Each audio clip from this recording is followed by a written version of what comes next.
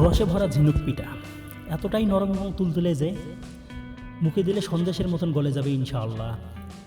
এই পিঠাকে কেউ বলে ঝিনুক, কেউ বা বলে শামুক, আবার কেউ বলে চিরুনি পিঠা। বাহারি নামের এই পিঠা খেতেও যেমন মজা, বানানো তার থেকেও সহজ। আসসালামু আলাইকুম everyone, welcome to back Tajmira cooking. আজকে আপনাদের সাথে শেয়ার করব কীভাবে পারফেক্ট নিয়মে আপনারা ঝিনুক পিঠা তৈরি করবেন, তার পূর্ণাঙ্গ রেসিপি। সো ভিউয়ার্স, তাহলে চলুন শুরু করি আমার আজকের রেসিপি। এই রেসিপির জন্য আমি প্রথমে একটি পাত্রে 2 কাপ পানি দিয়ে নিয়েছি। 2 কাপ পানি দেওয়ার পরে এর সাথে অ্যাড করেছি স্বাদ মতন লবণ অ্যাড করা হয়ে গেলে তার সাথে অ্যাড করেছি আমি 3 চা চামচ চিনি। এবার চিনিটা দেওয়ার পরে পানিটা যখন বলক উঠলেই আমি এর সাথে অ্যাড করেছি যে কাপ দিয়ে পানি ইউজ করেছি, মানে পানি অ্যাড করেছি সেই কাপেরই সেম পরিমাণ 2 কাপ ময়দা। এখানে আপনারা আটাও ব্যবহার করতে পারেন। এবার ময়দাটা অ্যাড করার পরে আমি এটা ভালোভাবে ডো তৈরি করে নিয়েছি। আর আপনাদের উদ্দেশ্যে বলতে চাই, এখানে আপনারা যদি যে কাপ দিয়ে পানি দিবেন সেই কাপ দিয়ে যে আটা সম পরিমাণ দেন, এখানে আপনার এক্সট্রা 1 ফোঁটা পানিও লাগবে না, এক্সট্রা 1 ফোঁটা ময়দাও লাগবে না, আপনার পারফেক্ট ডো তৈরি হবে। এবার ডোটা তৈরি হয়ে গেলে আমি যে টেবিলে বেলবো সেই টেবিলে প্রথমে ঢেলে নিয়েছি। ঢেলে নেওয়ার পরে কিছু সময় একটু লাড়াচাড়া করে নিয়েছি, আমি মথে নিয়েছি। আপনারা চাইলে বেলনার সাহায্যেও মথে নিতে পারেন। মথা হয়ে গেলে আমি এটা কিছু সময় আবার 3 থেকে 4 মিনিট ঠান্ডা করে নেব।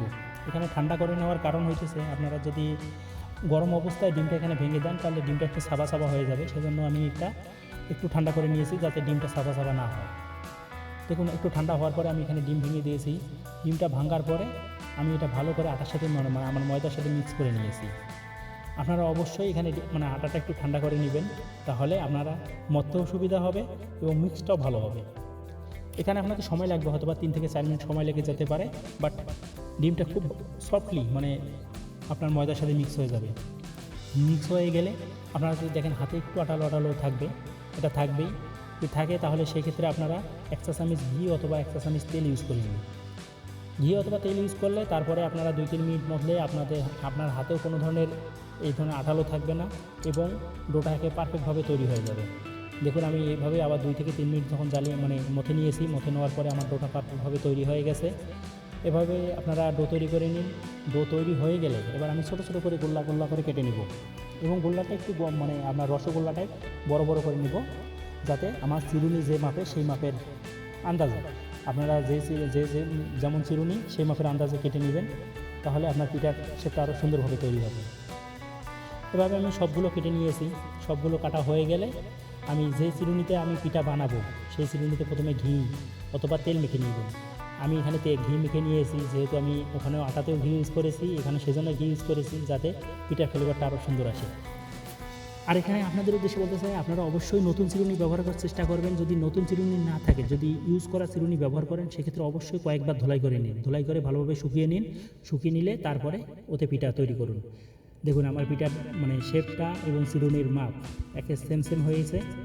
এভাবে তারপরে আপনারা আলতো হাতে এখানে চিরুনির যে অংশটা আছে সেই চিরুনির অংশে আলতো হাতে চেপে লাগিয়ে দিন। লাগিয়ে দেওয়ার পরে এবার তুলে নিন। এখানে আপনাদের সুবিধাতে আমি খুব স্লোলি দেখাইতেছি। এখানে একটা পিঠা তুলতে সময় লাগে সর্বোচ্চ 2 থেকে 3 সেকেন্ড। 2 থেকে 3 সেকেন্ডের বেশি সময় লাগে না। আমি আপনাদের সুবিধাতে যেহেতু দেখিয়েছি সেজন্য একটু স্মুথলি দেখিয়েছি, যাতে আপনারা দেখতে খুব সহজেই দেখতে পারেন এবং আপনাদের ক্ষেত্রে সহজ হয়। দেখুন আমার পিঠার অবস্থা। আপনারা তারপরে যে যার মতন করে শেপ তৈরি করুন। পিঠাটা এভাবেই তুলে নেবেন। আর আপনাদের যেহেতু এখানে আমি আপনাদের বলেছি আপনাদের সুবিধার্থে, আর এটা বানিয়েছি আমার নিজ গতিতে। দেখুন একটা পিঠা বানাতে কত সময় লাগতেছে। আমার সর্বোচ্চ সময় লেগেছে 1 থেকে 1.5 সেকেন্ড, এর বেশি সময় লাগে না। তারপরে এইভাবে আমি সবগুলো পিঠা শেপ তৈরি করে নিয়েছি। আপনারা এইভাবে সবগুলো পিঠা শেপ তৈরি করে নিন। সবগুলো পিঠা শেপ তৈরি হয়ে গেলে আপনারা একটি পাত্রে তেল গরম দিয়ে নিন। এখানে তেল দেওয়ার পরে একটি বিষয় অবশ্যই খেয়াল রাখবেন, তেল 50% গরম হওয়ার পরে পিঠার আপনার যে শেপটা ছাড়বেন। এখানে একেবারে হালকা হিটেও ছাড়বেন না, আবার হাই হিটেও ছাড়বেন না। হালকা হিটে ছাড়লে পিঠাগুলো খুলে যাবে, আর হাই হিটে ছাড়লে বাইরের অংশটা কালচে হয়ে যাবে। সেজন্য মিডিয়াম হিটে ছাড়ুন এবং চুলার হিটটা মিডিয়ামেই রাখুন। পিঠাটা ব্রাউন কালার করে ভেজে নিন। পিঠাটা ব্রাউন কালার করে ভাজার পরে আপনারা ভালোভাবে তেলটা সেঁকে নিন। পিঠার থেকে আপনার তেলটা সরিয়ে নিন। সরিয়ে নেওয়া হয়ে গেলে আমি এর ফাঁকে একটি পাত্রে প্রথমে দুধ গরম দিয়েছি। দুধটা বলক উঠেছে, দুধটা 2-3 বলক তুলে নিয়েছি। আর দুধটা যত বেশি জ্বালাবেন পিঠাটা খেতে তত বেশি মজার হবে। সেজন্য আমি এর ফাঁকে দুধটা অনবরত জ্বালিয়েছি। দুধটা আমার জ্বালানোর পরে দুধটা যখন বেশ কয়েকবার বলক উঠেছে তার সাথে অ্যাড করেছি গরম মশলাটা দিয়ে আবার কিছু সময় জ্বালিয়ে নিয়েছি। গরম মশলা জ্বালানোর পরে এর সাথে অ্যাড করেছি 1 কাপ চিনি। আপনারা যে যেরকম মিষ্টি খান সেরকম চিনি অ্যাড করতে পারেন। আমি এখানে চিনির সাথে অ্যাড করেছি গুড়। আমি আপনাদের প্রতিটা ভিডিওতে বলে থাকি যে চিনির সাথে গুঁড়ো অ্যাড করে এই ধরনের পিঠার মিষ্টি তৈরি করুন, দেখুন পিঠাটা খেতে কত সুন্দর লাগে। তারপরে যখন গুড়টা গলে যাবে চুলাটা বন্ধ করে দিন, দুধটা হালকা ঠান্ডা করে নিন।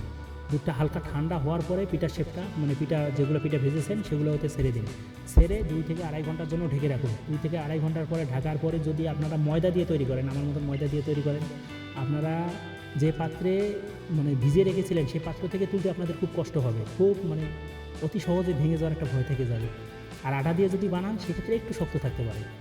দেখুন আমার পিঠাটা কত পারফেক্টলি তৈরি হয়েছে এবং কত স্মুথলি হয়েছে, মানে পিঠাটা হাত দিয়ে ধরা যাইতেছে না, মনে হয় গলে যেতেছে। সো ভিউয়ার্স, আপনাদের উদ্দেশ্যে একটি কথা, যদি আমার ভিডিওটি আপনাদের ভালো লেগে থাকে আর আপনারা যদি আমার ভিডিওটি ইউটিউব চ্যানেল থেকে দেখে থাকেন অবশ্যই লাইক কমেন্ট সাবস্ক্রাইব করবেন। আর যদি ফেসবুক থেকে দেখে থাকেন তাহলে অবশ্যই লাইক কমেন্ট শেয়ার ও ফলো করার জন্য বিশেষ অনুরোধ রইল। আর আপনারা এই ভিডিওর সম্বন্ধে আপনাদের যদি প্রশ্ন থেকে থাকে অবশ্যই কমেন্ট বক্সে কমেন্ট করবেন, আমি রিপ্লাই দেওয়ার চেষ্টা করবো ইনশাআল্লাহ। আসসালামু আলাইকুম এভরিওয়ান।